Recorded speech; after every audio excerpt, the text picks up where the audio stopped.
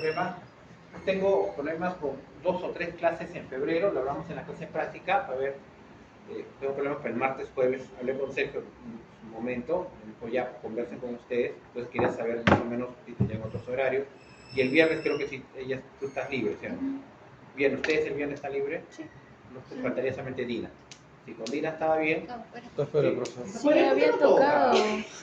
Sí, tocó despacito. Ay, ya. ¿Hace cuánto estaba? Ay, ya, ¿no? Ah, ya.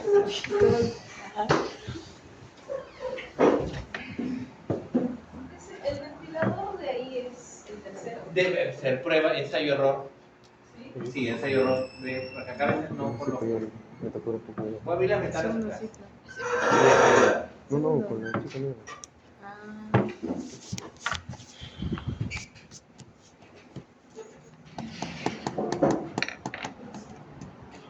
Bueno, a ver si jalamos.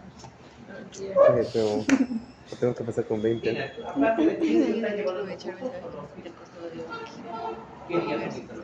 Mira, tú tienes que ser ¿Lunes y viernes? orquesta de la ¿Solo acá o Oh, deja acá? conmigo. Viernes. Eso no deja ni prestar atención, ¿no?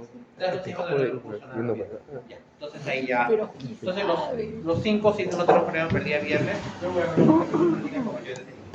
Justo hemos explicado el sílabo, bueno, ya está ahí. Y vamos a empezar así la clase. Justo ha llegado para la parte principal, ha llegado Dina para la parte esencial que es la sesión teórica. En práctica vamos a hacer 5 temas de 5 mini exposiciones. Cada uno va a exponer una parte de un tipo de transporte. ¿De acuerdo?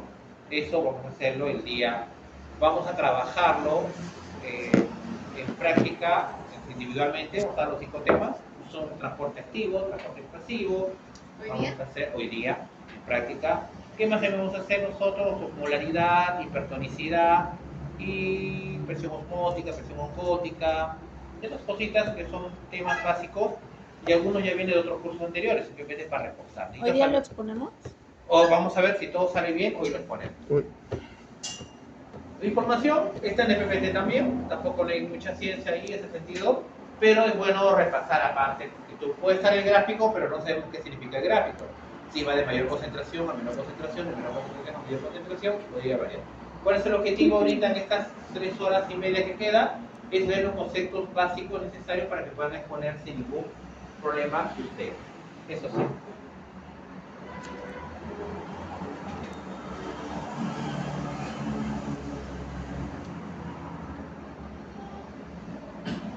El estudiante al finalizar la sesión comprenderá los mecanismos involucrados en el mantenimiento del medio interno. Nuevamente, el medio interno puede ser 2 partes. Vamos a ver. ¿Cuál creen que ustedes sea el medio interno? Vamos a poner un dibujito acá.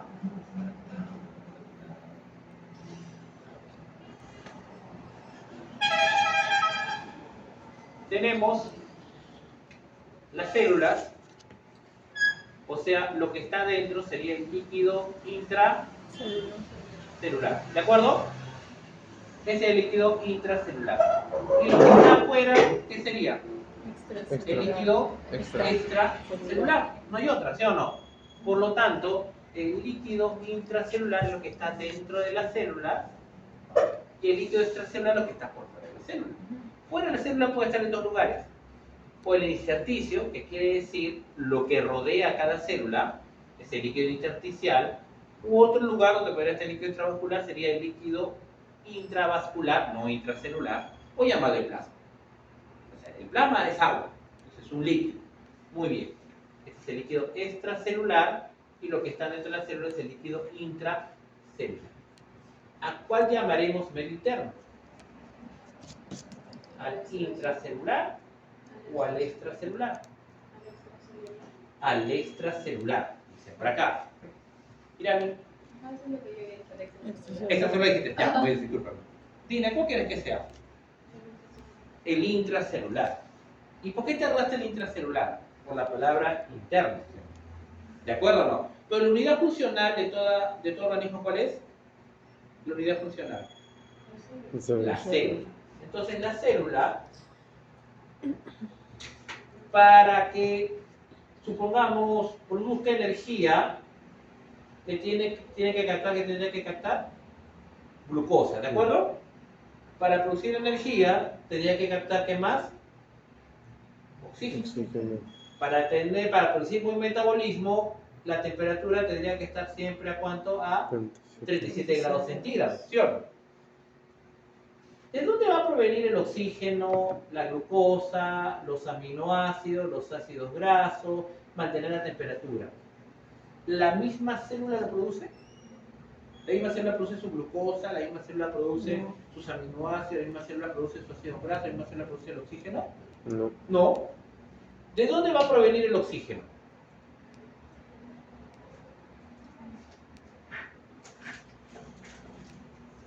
¿De dónde proviene el oxígeno?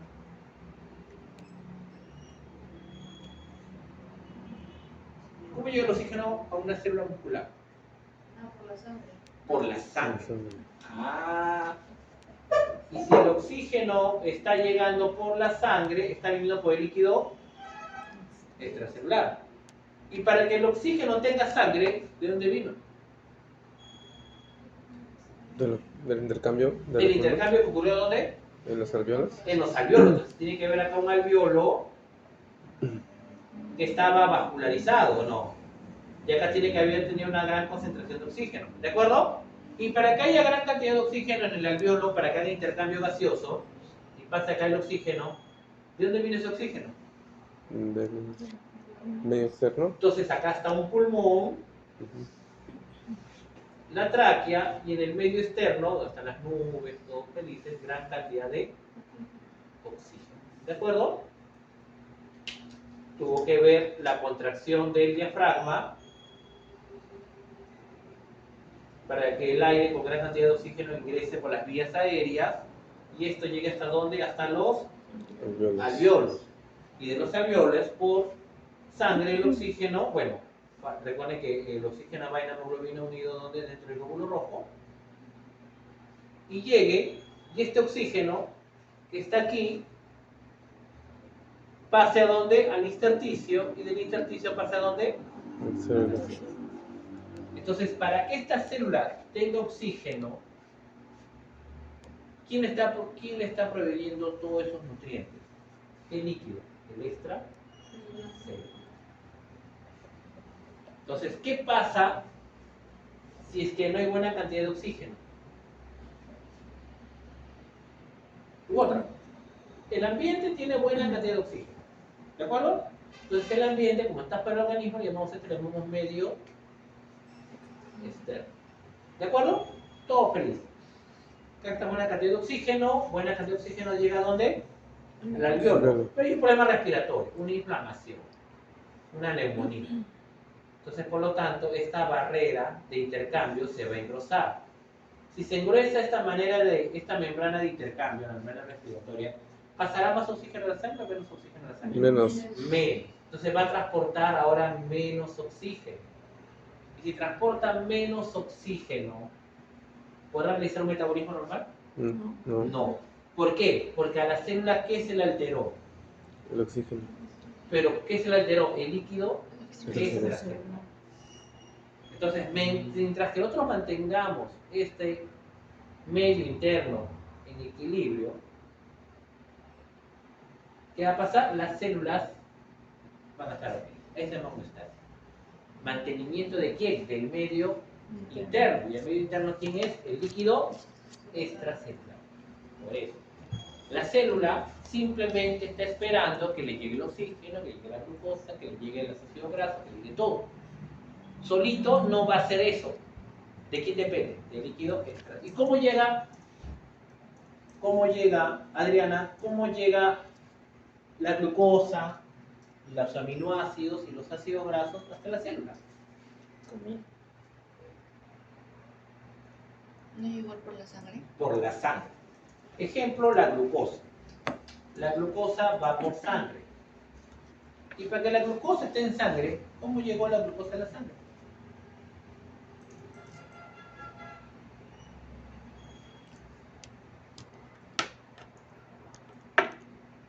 Mediante los alimentos, profe. Alimento. Entonces, consumió alimento,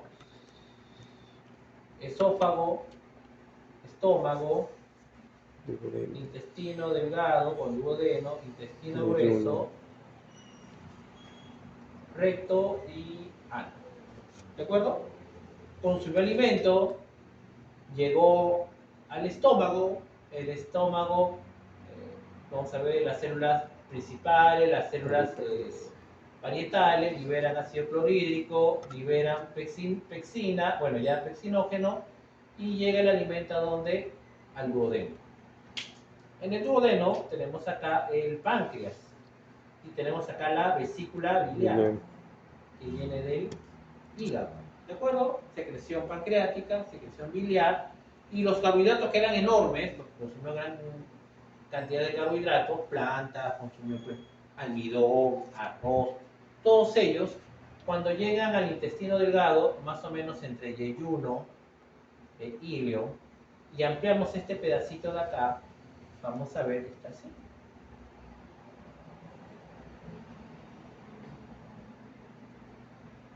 Y acá está el otro lado. Y la glucosa ya está llegando acá como disacáridos.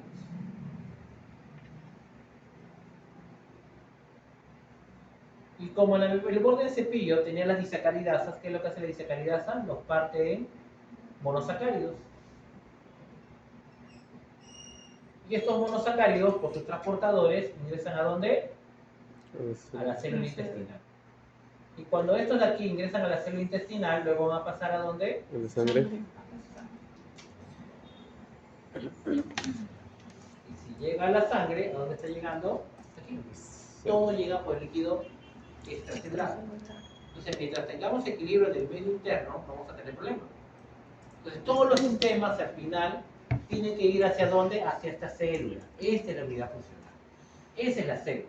Entonces, el medio interno es el mantenimiento del líquido extracelular. Entonces, el medio interno es sinónimo ¿de qué?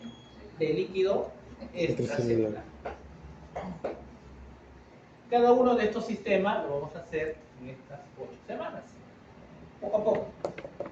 No vamos a estresarnos todavía, pero sí es necesario.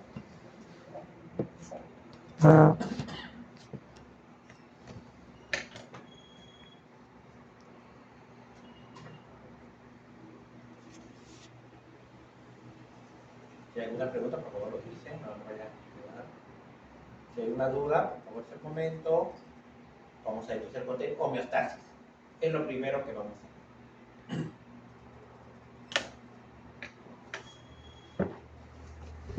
Capacidad del cuerpo, por producto de varios procesos fisiológicos, diferentes sistemas, para mantener la estabilidad de ¿quién?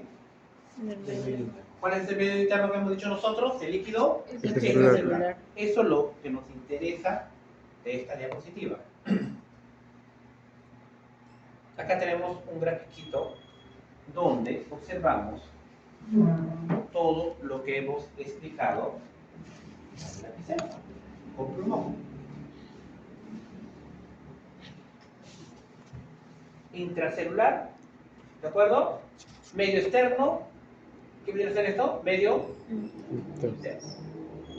¿De acuerdo? Alimentos, entran necesarios para el cuerpo por cualquier membrana. Miren ustedes, todo lo que nosotros vamos a absorber del medio externo, los productos del medio externo que vamos a absorber, siempre va a ser por monocapas.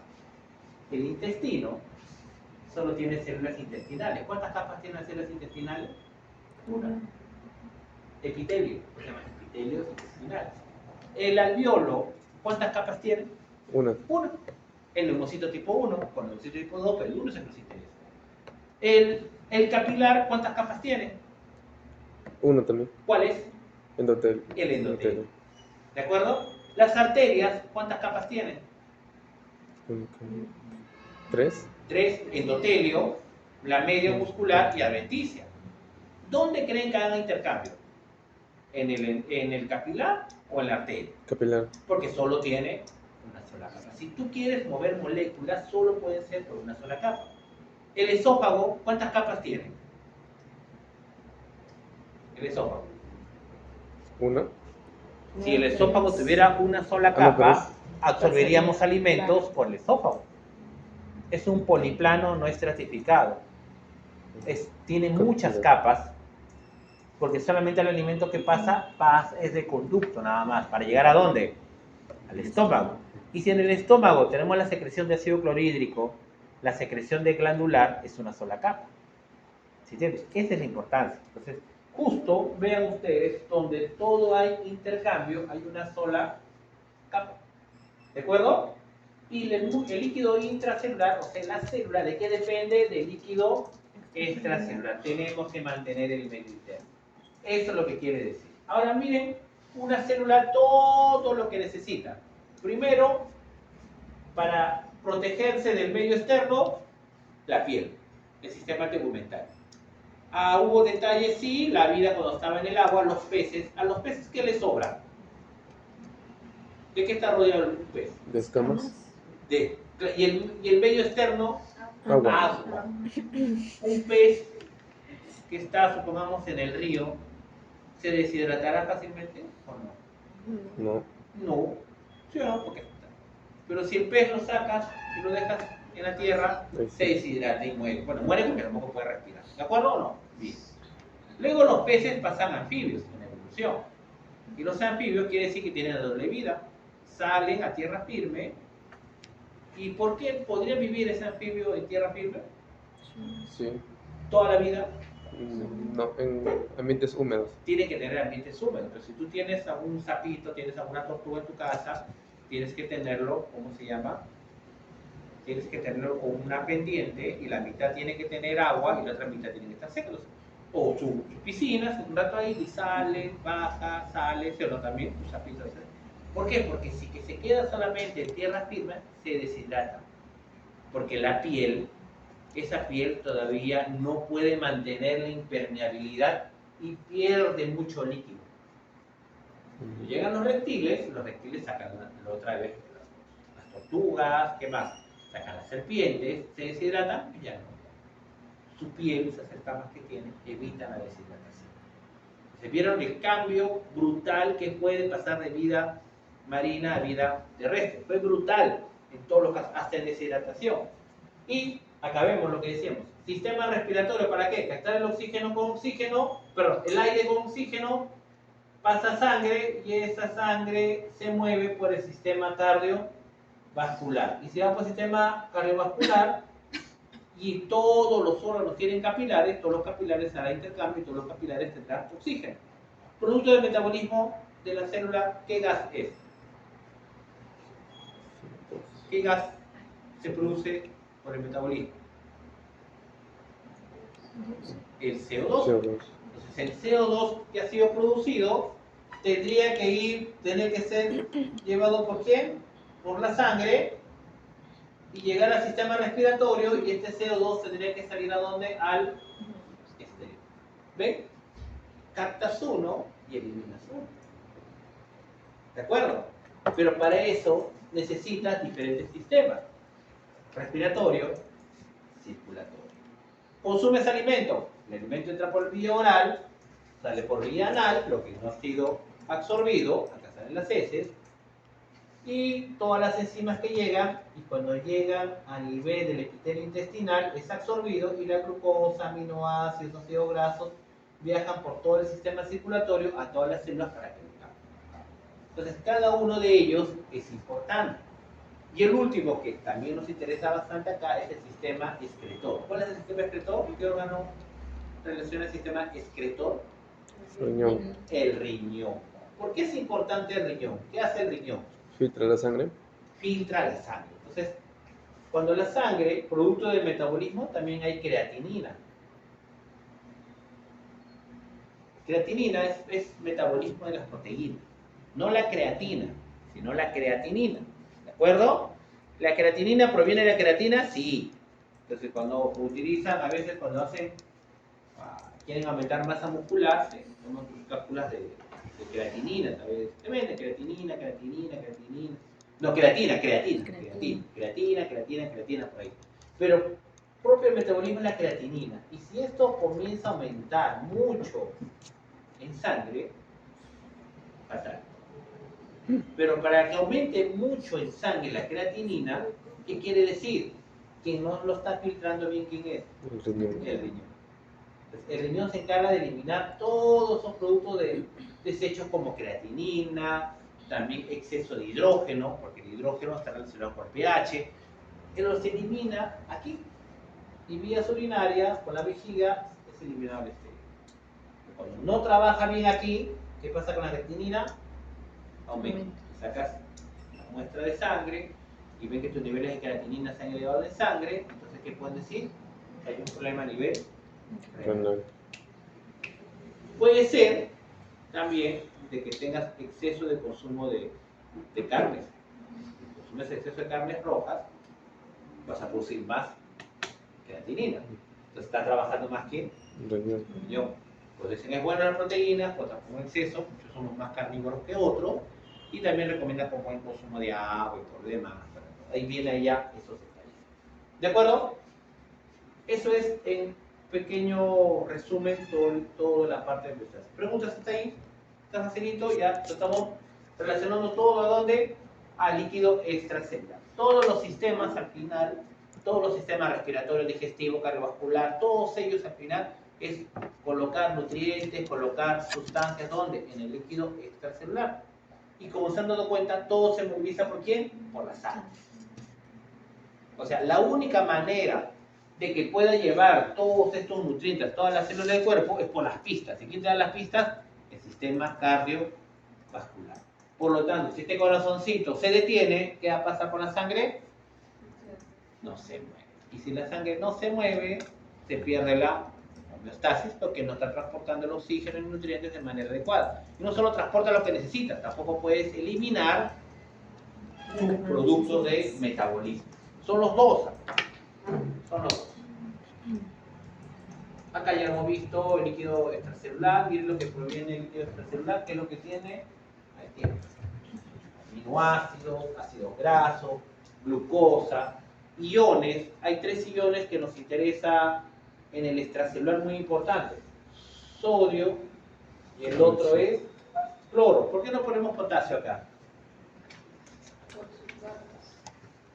Pero acá hay un positivo y acá hay un negativo del extracelular. ¿Por qué no coloca potasio ahí? Pone bicarbonato, concentración de hidrógeno que es el pH, CO2 que es producto del metabolismo, ¿de acuerdo? ¿Por qué no pone potasio acá? Ciara, ¿por qué no pone potasio? Mira, ¿por qué no pone potasio? Mira, ¿por qué no pone potasio? Porque había mucho potasio para suerte, Correcto. El potasio es el ion que está más concentrado, pero dentro de la célula. Afuera hay muy poquito potasio. ¿De acuerdo? Lo que está más concentrado en el extracelular, ¿quién es el sodio? ¿Y quién es el otro? El cloro. ¿Por qué no pone potasio? Porque el potasio es el que está concentrado más ¿dónde? Dentro de la célula. Pero si baja los niveles de potasio, aumenta el nivel de potasio, ¿cuál más? Claro, hay un problema. El cardiovascular es el más sensible a cambios en la concentración de potasio. El cardiovascular. Pero eso no lo vamos a ver. Ahora miren también que nos ayuda. Este líquido extracelular, o sea, lo que está por fuera de las células, es, vean ustedes acá, es algo importante. Más o menos, el 60% del peso corporal es agua. Y ese 60%, las 2/3 partes se encuentran dentro de la célula. Y la tercera parte, ¿dónde se encuentra? Fuera. O sea, hay más cantidad de líquido dentro de la célula que afuera. Proporción de 2:1. Y fuera de la célula puede estar en 2 lugares. Plasma, o ¿dónde? Líquido intersticial. Ese es para el resumen que estamos viendo. Cuando factores internos, externos, generan alguna disfunción, ¿qué pasa con la homeostasis? Se pierde la homeostasis. ¿Está bien? Entonces, ¿qué es lo que tiene que ocurrir en ese caso? Tiene que traer los mecanismos de regulación. ¿Para qué? Para mantener esa homeostasis. Y si aún utilizando el organismo estos mecanismos de regulación falla, ¿qué ocurre? Pues el animal se enferma. No hay otra manera. Entonces, vamos a ver esos mecanismos Y primero, ¿qué es lo que no debe variar dentro del líquido extracelular?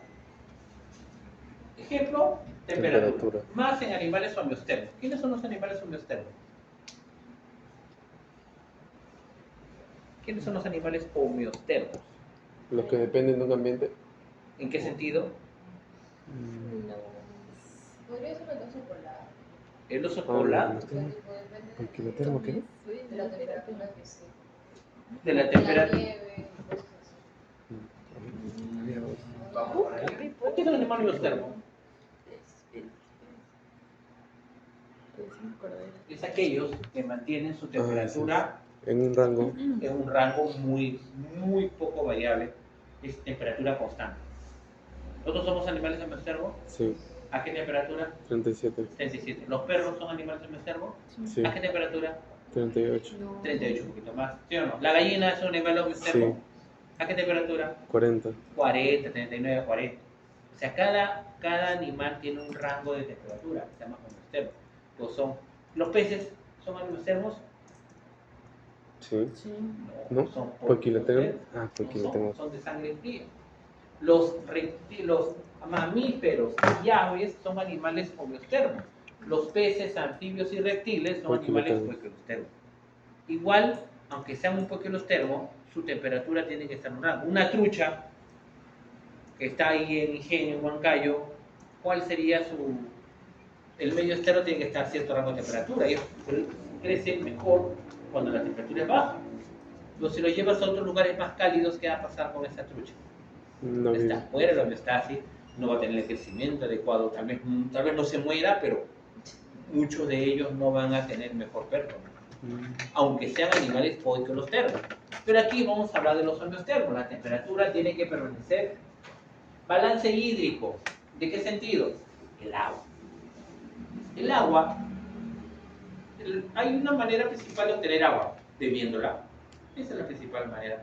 También con el agua, cuando uno consume un alimento, tiene agua también. Eso también lo podemos hacer. Y hay también una agua metabólica, que es producto del metabolismo. ¿Qué más tenemos que mantener? La presión sanguínea. ¿Cuánto es la presión sanguínea en humanos? No, 300 milisegundos. ¿Cuánto? 300 milisegundos. No, presión sanguínea. Ah, Sanguínea. lo que había hecho creo que era la sobrevivencia. La molaridad es otra cosa, todavía no hemos llegado a la molaridad. ¿Presión qué? Lo que... ¿Cuánto es la presión sanguínea, Adriana? 80. 80. 80, En profe. humanos, supongamos 120 sobre 80. 80. 120 milímetros de mercurio en sístole y 80 milímetros de mercurio en diástole. En los perros, 140, profe. 140, 160. 140, 160. ¿Sí? 80, 60 es su presión sanguínea normal. ¿De acuerdo? Entonces, pero tiene que estar en un rango. ¿Por qué? ¿Qué pasa si esta presión comienza a aumentar? Hipertensión. ¿Se está perdiendo la homeostasis o no se está perdiendo la homeostasis? Claro. Esto va a dañar al organismo. Claro, si hay exceso de presión sanguínea, va a hacer que este corazón trabaje más o trabaje menos. Trabaje más. Y si trabaja más, consume más oxígeno y nutrientes o menos oxígeno y nutrientes. Más. Más oxígeno. Entonces te está saliendo la homeostasis. Y eso, los vasos sanguíneos, el más delgadito de ellos, que son los capilares, podrían dañarse. ¿De acuerdo? A nivel renal también van a dañar los capilares glomerulares. Entonces, ahí es muy importante. ¿Y qué pasaría si esta presión baja mucho? ¿Será bueno? ¿Por qué? Porque no llegan a todos los órganos. Entonces, si no hay suficiente presión, no va a haber fuerza necesaria para que la sangre pueda moverse por todo el sistema circulatorio. ¿De acuerdo? Es importante. El pH, ¿cuánto es el pH de la sangre? 7. 7.44, 7,36, 44, ese es el pH de la sangre. Y el pH de la sangre es la concentración de ¿qué? De hidrógeno libre, no hidrógeno asociado. Ese concentración de hidrógeno, ese nivel de pH, es hidrógeno libre, no asociado, porque le toca hablar de equilibrio ácido-base, ahí nos tienen que explicar los mecanismos de regulación. En sangre tenemos la primera barrera, que es el sistema tampón. ¿Y cuál es el sistema tampón o amortiguador de la sangre? Bicarbonato. Bicarbonato.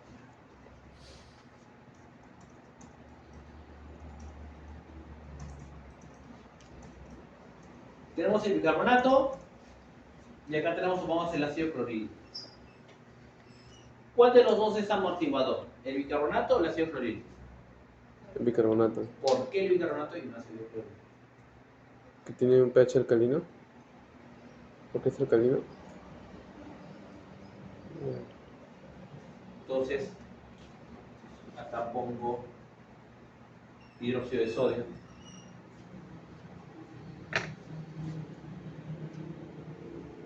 Que también es alcalino.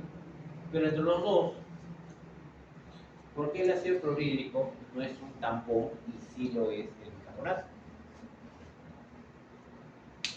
Si los dos tienen hidrógeno, ¿no? Los dos tienen hidrógeno, ¿no? Sí. ¿Los dos son ácidos? Sí.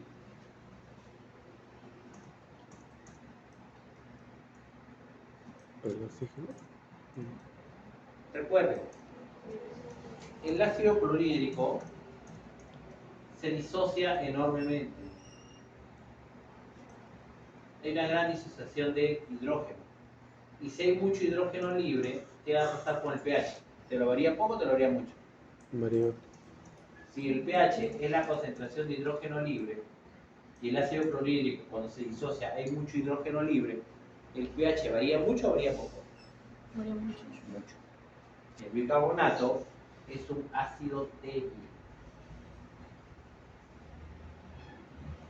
Se disocia poquito, o capta poquito. Entonces, cuando hay una pequeña variación del hidrógeno, ¿qué pasa? Rápidamente puede. Si hay exceso de hidrógeno, ¿qué hace? Lo capta. Y si le pasa hidrógeno, ¿qué hace? Lo cede. Pero es poca cantidad. Por eso te mantiene el rango. Si fuera ácido clorhídrico, apenas pones ácido clorhídrico, ¿qué pasa? Nivel de hidrógeno que da miedo y te cambiaría el pH. Por eso no puede ser el ácido, porque el ácido clorhídrico es un ácido fuerte. Él no puede ser un amortiguador. Y este amortiguador es un ácido débil, en este caso el bicarbonato. Ahora, otro, niveles de glucosa. Ya hemos hablamos muy bien del nivel de glucosa y niveles de oxígeno y de CO2. ¿De acuerdo? Eso también ya lo hemos visto con los dibujitos. Inspiración, expiración, el aire ingresa, el aire sale. Eso de ahí ya lo estamos viendo anteriormente. Y hay dos mecanismos importantes que le llaman de retroalimentación o feedback. El feedback negativo y el feedback positivo. La única manera de entender estos mecanismos de retroalimentación es viendo un dibujo. Primero,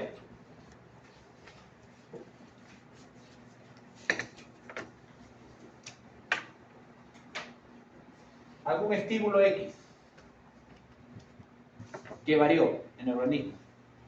La única manera que el organismo se dé cuenta que ha variado algo es que tiene que tener siempre unos receptores. ¿De acuerdo? El receptor simplemente va a captar ese cambio. Como tienes tu carro, el ejemplo que es. Si nosotros vemos de que el tanque de gasolina tiene poquito, ¿qué va a pasar? La aguja de tu panel baja. Si tú lo llenas todo tu tanque, ¿qué va a pasar con la agujita? Sube. Sube. Porque tiene un sensor. ¿De acuerdo? Simplemente te está. Entonces, bueno, tiene que estar a la mitad siempre. Entonces, cuando comienza a bajar este nivel, el carro sigue, llega un momento que tiene muy poco y ¿qué pasa? Se prende una luz. La luz roja, donde sale una gotita sale por ahí que la gasolina está en bajo nivel. Entonces, ¿qué tiene que hacer esa persona si el nivel baja mucho? ¿Qué tenemos que hacer? ¿Cómo? Llenando gasolina. Tenemos que ir a un grifo y llenar. O sea, yo tengo que tomar la decisión. Porque la agujita solita, simplemente porque le dé la gana a este receptor, no va a subir. porque solamente ellos te van a informar. ¿Se acuerdan? No? Entonces, igual, ante un estímulo, estos sensores solo van a captar, pero ellos no toman la decisión. ¿Quién toma la decisión? El centro de integración, que siempre es el sistema nervioso central. Ahí es. O sea, el receptor simplemente te va a captar esa variación de lo que tú quieras. Pero quien va a tomar la decisión, ¿quién es? Ahí. Entonces, esa es la respuesta que va a hacer. Puede ser de dos tipos. Si hay mucho estímulo, ¿qué es lo que quiero que haga? Que disminuya este estímulo. Acá, ejemplo. El tanque de gasolina está muy baja, ¿y cuál será tu respuesta? ¿Que baje más o que aumente? Que aumente. Que aumente. Esa es retroalimentación de qué tipo, ¿positiva o negativa? Negativa. Si disminuye mucho un estímulo, si un estímulo disminuye mucho, ¿qué va a pasar? Tenemos que aumentar. Y si aumenta en exceso, ¿qué tenemos que hacer? Disminuir. Esa es una retroalimentación de qué tipo? Positiva. Negativa. Si disminuye, lo elevamos. Si está en exceso, lo bajamos. Esa es negativa. ¿De acuerdo? Y la otra sería que ante un estímulo, la respuesta que sea más. Ese sería un tipo de retroalimentación de qué tipo? Positiva. ¿Cuál de las dos creen ustedes que sea la que ocurra menos? O sea, cuando baja algo, La positiva. que aumente. La Si positiva. aumente, que baje, o cuando aumente, que aumente más. O cuando baje, que baje más. La La positiva positiva. es menos. ¿Lo contamos con los dedos de la mano? Sí. Dos nos interesan de todos ellos. Vamos a hablarlo en unos momentos. ¿De acuerdo? Ese es el centro de interés. Entonces la retroalimentación positiva, o sea, va a ser de que si algo está como que aumentado, va a aumentarse más. Sí. A eso. Ese es positivo. Solamente hay dos casos que vamos a hacerlo en estos momentos. Y la mayoría del resto, ¿cuál es? ¿Por qué? Porque si es de un estímulo que algo está bajando, es algo que tú necesitabas, por lo tanto tenemos que elevarlo. Si algo que se encuentra en exceso, ¿qué tenemos que hacer? Eliminarlo, porque tenemos en exceso. Esos son los sistemas de retroalimentación. Acá tenemos uno que dice que es negativo. Algún estímulo, siempre captado por un receptor, este va a ir sobre un centro de integración y este va a tener una respuesta.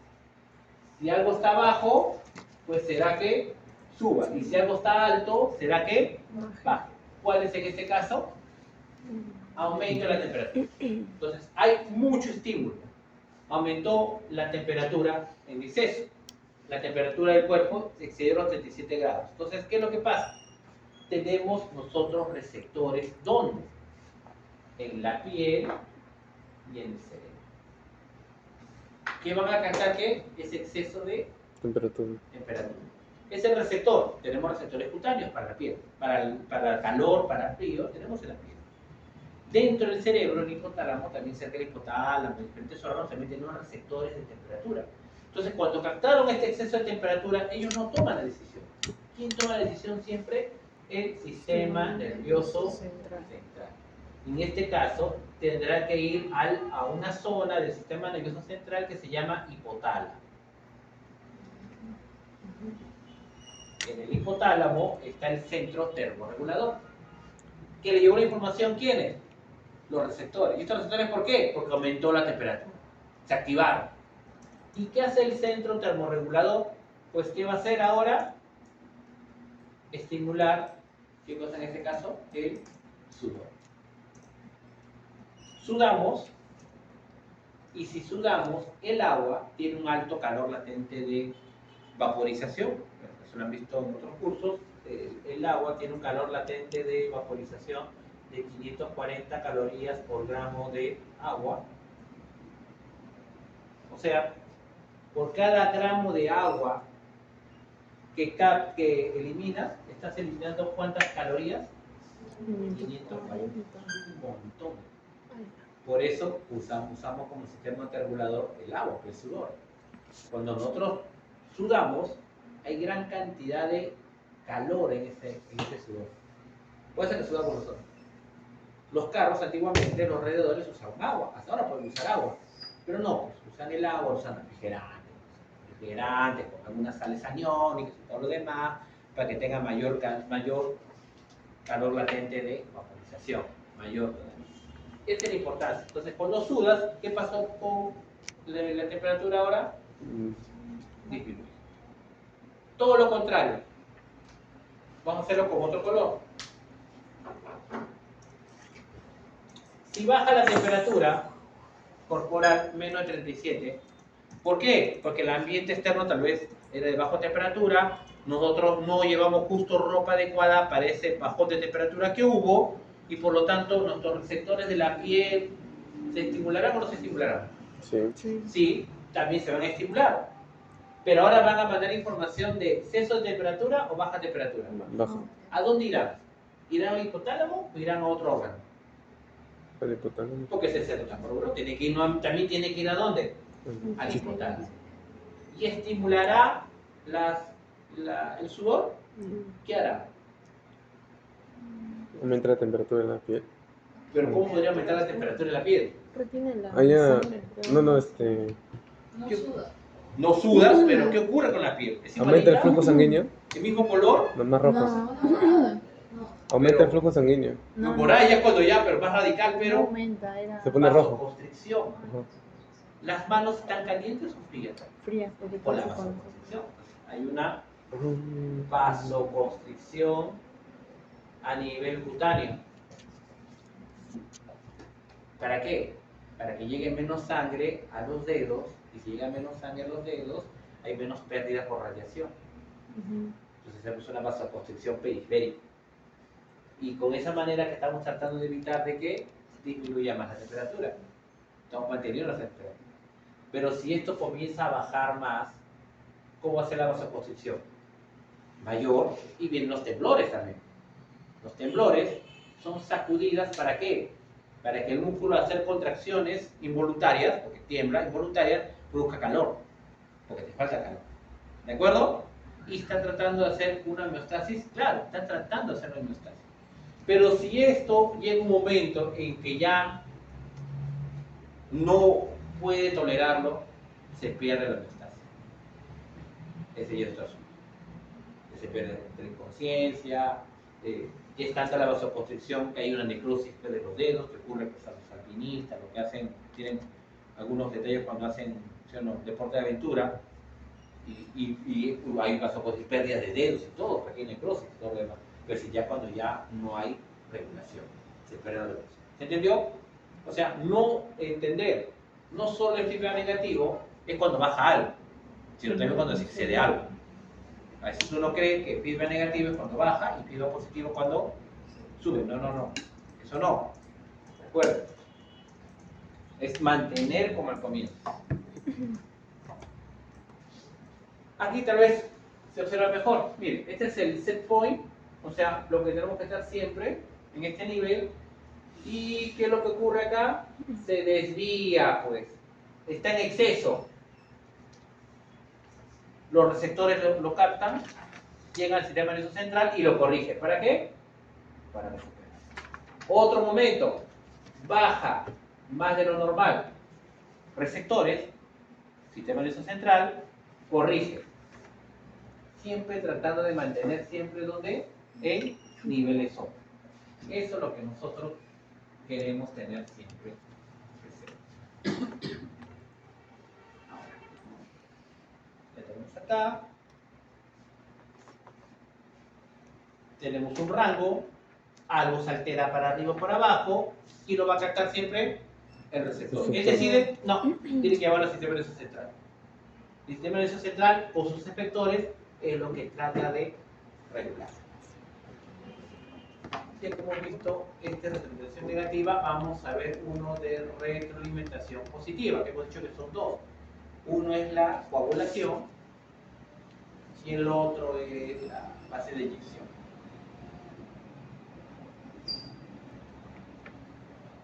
Cuando hablamos de coagulación,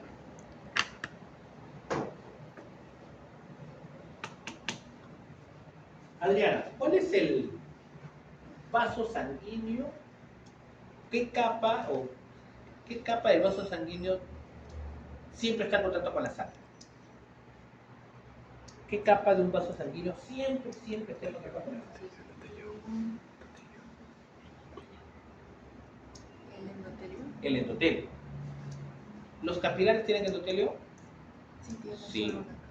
¿Las arteriolas tienen endotelio? Sí. ¿Las venas tienen endotelio? Sí. Sí. ¿Las arterias tienen endotelio? Todas tienen endotelio. Ok. Todas tienen endotelio. La sangre siempre tiene que estar en contacto con ¿quién? Con el endotelio. Lo único que debe ver siempre la sangre es endotelio. ¿Cómo se llamará la capa que está por debajo del endotelio? Intersticio. El intersticio. Todavía no llegamos a intersticio. Bueno, es intersticio, pero es la capa subendotelial. Endotelial. ¿La sangre tiene que estar en contacto con la capa subendotelial o siempre la sangre tiene que estar en contacto con el endotelio? Con el endotelio. ¿Mm? Con la primera Siempre con capa. el endotelio. Mientras que la sangre esté en contacto con el endotelio, Ah, ya. ¿la sangre en qué estado va a estar? ¿Sólido, líquido o gaseoso? Líquido. Líquido. Pero si se daña el endotelio, ¿la sangre con quién entra en contacto? Con la matriz subendotelial o la capa subendotelial. Cuando tú dañas el endotelio, ahora la sangre entra en contacto ¿con qué? Con algo que no es endotelio. ¿Y qué es lo que ocurre? Se Coagulación. dispara la cascada de coagulación. Al La toque. cascada de coagulación. ¿Se entiende? ¿Por qué? Porque ya no está en contacto con el endotelio. La pregunta, dime. ¿Qué es cascada de coagulación? La cascada de coagulación es la vía externa interna cuando el factor 2 activa el factor 1 y toda la cascada que veíamos nosotros complejo con trombinasa y todo lo demás. Pero eso lo vamos a ver en el momento. Ahora, Hicimos puro de eso. vamos a ver, ahora. Brocha. Irami, Brocha. si yo me corto, imagínate sangre, ¿sí o no? ¿De acuerdo? El estímulo hubo, cuando yo me corté, se rompió el endotelio. ¿De acuerdo? Y la cascada de coagulación se está dando. ¿Para qué? Para producir un trombo. ¿Y el trombo va a evitar que sigas perdiendo sangre o no? Sí. Sí. La pregunta del millón. Me corto, está el estímulo. ¿Este trombo debería formarse rápido o debería formarse lento? Rápido, porque si se demora, voy a perder mucha sangre. ¿De acuerdo o no? Entonces, cuando hay un corte, una lesión, se liberan mediadores químicos. Y estos mediadores químicos, ¿qué es lo que hacen? Que se produzca más trombo, más coágulo. Por eso se llama que sí va positivo. Porque uno diría, si hay muchos mediadores, más bien yo quiero que haya pocos mediadores. No, produce más mediadores, que la célula produzca más mediadores para que la sangre coagule más rápido. O sea, no es de que cuando hay muchos mediadores, tú estarías esperando qué cosa, que disminuya.